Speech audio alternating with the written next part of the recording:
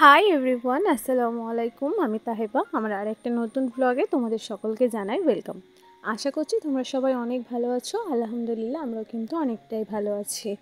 ওই চা খাওয়ার পার্টটা তোমাদের কাছ থেকে আজকে কিন্তু স্কিপ করেই গেলাম। তো চা খাওয়া হয়ে যাওয়ার পর আর কিন্তু বসে থাকিনি, সোজা একদম চলে গেছি রান্নাটা বসাতে। কারণ ভাত তরকারি তাড়াতাড়ি হয়ে গেলে না, ঘরের টুকটাক কাজগুলো কিন্তু খুব তাড়াতাড়ি হয়ে যায়। আর রান্নার দিকে ঝামেলা করতে গেলে অনেকটাই কাজকর্মগুলো করতে একটু দেরি হয়ে যায়। তাই ভাবছি রান্নাবান্নাগুলো আগে করে নিই, তারপরে ঘরের টুকটাক কাজগুলো করব। তো আশা করছি ভিডিওটা তোমাদের একটু হলেও ভালো লাগবে, তাই ভিডিওটা স্কিপ না করে পুরো ভিডিওটা দেখার অনুরোধ রইল। এই যে এখন কিন্তু হাঁড়ির মধ্যে চালটা দিয়ে দেবো, তারপরে কিন্তু চলে যাব সোজা সবজিগুলো কাটতে। তো মা সকালবেলা কিন্তু মোচাগুলো ছাড়িয়ে দিয়ে গেছে এবং কেটেও দিয়ে গেছে। আমি এখন একটু মোচাটা ডাল করব, তাই একটু আলুগুলো কিন্তু কুচিয়ে নিচ্ছি। জানো তো মোচাটা একদমই অল্প, তাই 3টে আলু দেবো ছোটো ছোটো, আর একদম ছোটো ছোটো করে কুচিয়ে দেবো, নাহলে সেদ্ধ হবে না। আর আজকে রান্নাবান্নার জন্য সেরকম কিছু একটা ছিল না, তাই ফ্রিজে 2 দিন আগেকার 3 পিস মাথা এবং 2 পিস কিন্তু পেটি ছিল। তো ওটা দিয়েই ভাবলাম আজকে একটু ঝাল করে নেব, কারণ আজকে না আর মাছ আনতে যেতে ইচ্ছাই করছিল না। সে আবার গাড়ি বার করো আর করো, তো তার থেকে ভাবলাম যা আছে তাই দিয়ে রান্না করে নিই। আবার তো মা স্কুল থেকে আহানের ডিম পাওয়া যায়, তো সেখান থেকে ডিম নিয়ে আসবে, তাই দিয়ে কিন্তু আজকে হয়ে যাবে। তো এই যে দেখো এখন কিন্তু আলুগুলো কুচিয়ে নিয়েছি, আর এটাকে এখন সিদ্ধ বসিয়ে দেবো একটু নুন আর হলুদ দিয়ে। এটা সিদ্ধ করে তারপরেই কিন্তু ডালটা রান্না করব। মোচা দিয়ে তো অনেক কিছু রান্না হয়, তোমাদের কোন রেসিপিটা বেশি ভালো লাগে সেটা কিন্তু কমেন্ট করে জানিও। আমার না মোচার চপ খেতে ভীষণ ভালো লাগে। এই যে নিচে থেকে না করলাগুলো কিনে নিয়ে এলাম, তো করলা আর এই আলুগুলো আর পেঁয়াজগুলো কিন্তু কুচিয়ে নেব এখন। আজকে অনেক দিন পর কিন্তু আলু দিয়ে করলা ভাজা খাবো। তো চলো, এদিকে আমার করলা আলু পেঁয়াজ সব কিছু কাটা হয়ে গেছে, ওদিকে কিন্তু আমার মোচাটাও সিদ্ধ হয়ে গেছে। এখন ওই মাছের ঝালটা আগে করে নেব। তো অনেক দিন ধরে কিন্তু গ্যাসে রান্না হয়ে যাচ্ছে সমস্তগুলো, আর গ্যাসটা না কাঠেরও গাদা আছে, তো কাঠগুলো শেষ করতে হবে। তাই ভাবলাম ভাতটা হয়ে যাবার পর না এই তরকারিগুলো মানে করলা ভাজা আর মোচার ডালটা ওটা চুলোর মধ্যেই করব। তাই মাছের ঝালটা শুধু গ্যাসের মধ্যে করে নিচ্ছি। বিয়ের পর একটা মেয়ে যখন সংসারে আসে, নতুন একটা সংসারে আসে, তখন কিন্তু সেই মেয়েটা আস্তে আস্তে সাংসারিক হয়ে ওঠে। তারপর বিশেষভাবে যখন একটা বাচ্চা হয়ে যাবার পর যখন ওই মেয়েটা একটা সংসারের হাল ধরে, তখন না অনেক কথা কিন্তু তাকে শুনতে হয়।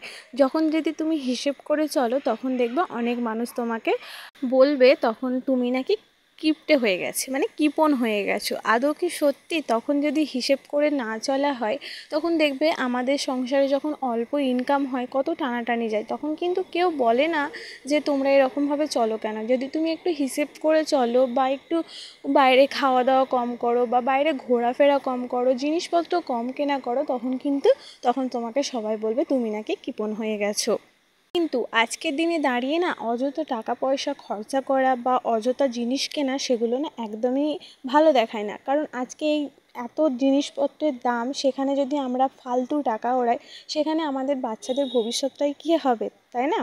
আর আমার ক্ষেত্রে কি বলতো, আমি বরাবরই একটু হাত বুঝে খরচা করি, কারণ আমি জানি যেটাতে আমার কাজ মিটে যাবে, সেটাতে আমার হাইফাই বেশি টাকা খরচা করে তো কোনো লাভ নেই, তাই না? তো আমি বরাবরই, আর আমাকে বরাবরই কিন্তু সবার কাছে এটা শুনতে হয় আমি নাকি কিপটে। তো যাকে চলো, কথা বলতে বলতে ওদিকে কিন্তু আমার মাছের ঝালটাও হয়ে গেছে। কড়াটা ওইদিকে করে এখন ওই ডালটাকে বসিয়ে দিচ্ছি, কারণ ভাতটা হতে না একটু দেরি আছে। আর আজকে যা পরিমাণে হাওয়া দিচ্ছে, তো ভালোভাবে চুলোটা কিন্তু জ্বলছেও না, ভাতটা হতে অনেকটাই দেরি হচ্ছে। তাই ভাবলাম ডালটা বসিয়ে দিই, দেরি করে আর লাভ নেই। আর হাতে গোনা মাত্র কয়েকটা দিন, তারপরেই কিন্তু কুরবানির ঈদ। আর কুরবানির ঈদ মানেই কিন্তু বাড়িতে মাংস, আর মাংস রান্না হবে, সেখানে কিন্তু মশলাপাতি অনেকটাই লাগবে। তাই আগে থেকেই ভাবলাম আজকে মশলাপাতিগুলো করে রাখি, কারণ এরপর আছে ঘরদোর পরিষ্কার। আর ঘরদোর পরিষ্কারের সময় কিন্তু এগুলো করতে তোমার একদমই ভালো লাগবে না, তাই হালকা হালকা কাজের ওপর দিয়ে কিন্তু আজকে এই কাজগুলো সেরে নেব। তোমরা যারা আমার আগের পুরনো ভিউয়ার্স, তারা তো খুব ভালো করে জানো বাড়িতে লঙ্কা জিরে এগুলো কিন্তু বাড়িতে নিয়ে এসে আমাদের গুঁড়ো করা হয়। তাই আজকে অনেকটাই লঙ্কা নিয়ে এসে দিয়েছিল, কিছু লঙ্কা শুকনোর জন্য রেখে দিয়েছি, মানে ওই ভর্তা টর্তা করার জন্য বা কিছুতে দেওয়ার জন্য গোটাই রেখে দিয়েছি। আর বাকিটা না বোটাগুলো এখন ছাড়িয়ে নিচ্ছি।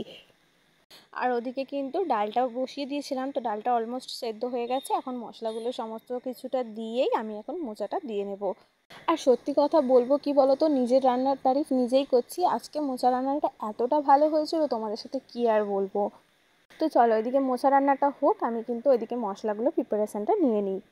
এদিকে মোচাটা ঢাকা দিয়ে আমি ওদিকে যে জিরে এনেছিল সেটাও কিন্তু ভাজা বসিয়ে দেবো। তার সাথে এদিকে লঙ্কাগুলো বেশ অনেকক্ষণ ধরে কিন্তু লঙ্কার বোটাগুলো ছাড়াতে হয়েছে।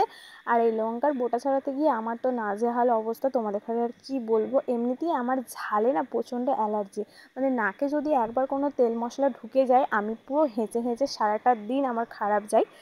আর আজকে লঙ্কাটা ওরকম হাত দেওয়ার পর থেকে এত পরিমাণে ঝাল আমার নাকের ভেতর ঢুকে গেছে আর আমি সারাটাক্ষণ হেঁচে হেঁচে বেরিয়েছি। তা বলে তো গাছটা তো আর ছেড়ে দিলে হবে না, আমাকেই যেহেতু করতে হবে, এখন না হলে পরেও করতে হবে, তাই ভাবলাম এখন যেহেতু এরকমভাবে অবস্থা হচ্ছে তো এখন হোক, এরকমভাবেই কিন্তু মশলাগুলো করে নিই।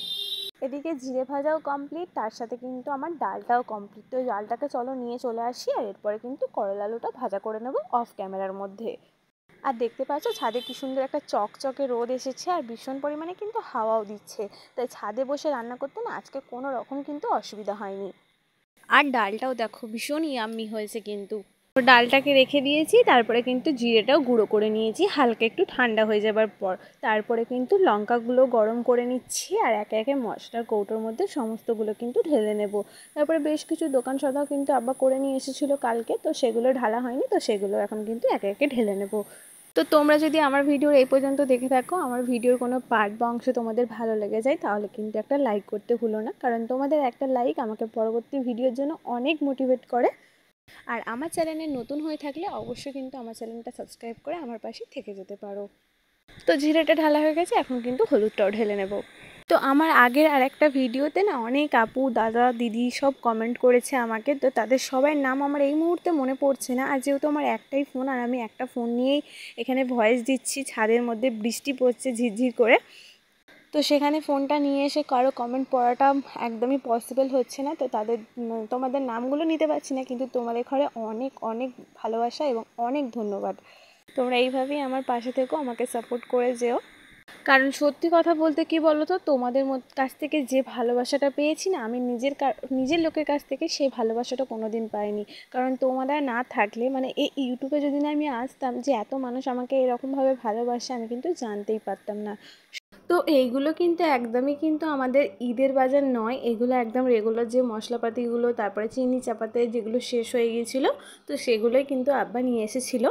তো ঈদের বাজার ঈদের আগেই কিন্তু করা হবে, সেগুলো কিন্তু তোমাদের সাথে শেয়ার করব।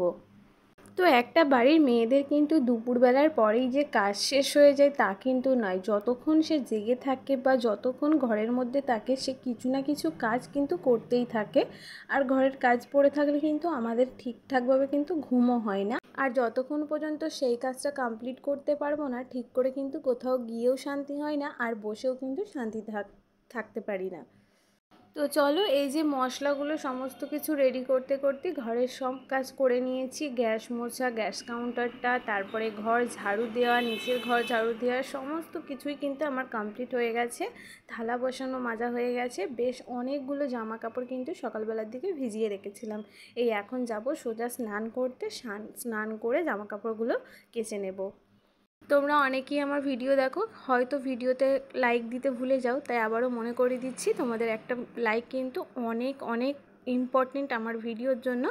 তো প্লিজ তোমরা একটা করে লাইক করে দিও যদি ভালো লেগে যায়।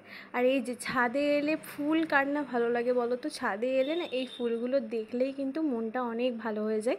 তো মায়ের বসানো এই গাছগুলোতে না অনেক ফুল ফুটেছে, আর এখন যেহেতু বৃষ্টির সিজন, তো বৃষ্টি পড়ছে, গাছগুলো না একদমই পুরো ঝলমল করছে যেন ফুলের মধ্যে। আর এই যে এখন যাব, শুধু জামা কাপড়গুলো মেলে দিয়ে তারপরে দুপুরবেলার লাঞ্চটা করে নেব। আর আজকে একটু শ্যাম্পু করেছি, তাই তোয়ালেটা মাথার মধ্যেই জড়ানো ছিল, তাই ভাবলাম যে একটুখানি থাক, তো চুলটা রোদের মধ্যে শুকিয়ে যাবে কিন্তু।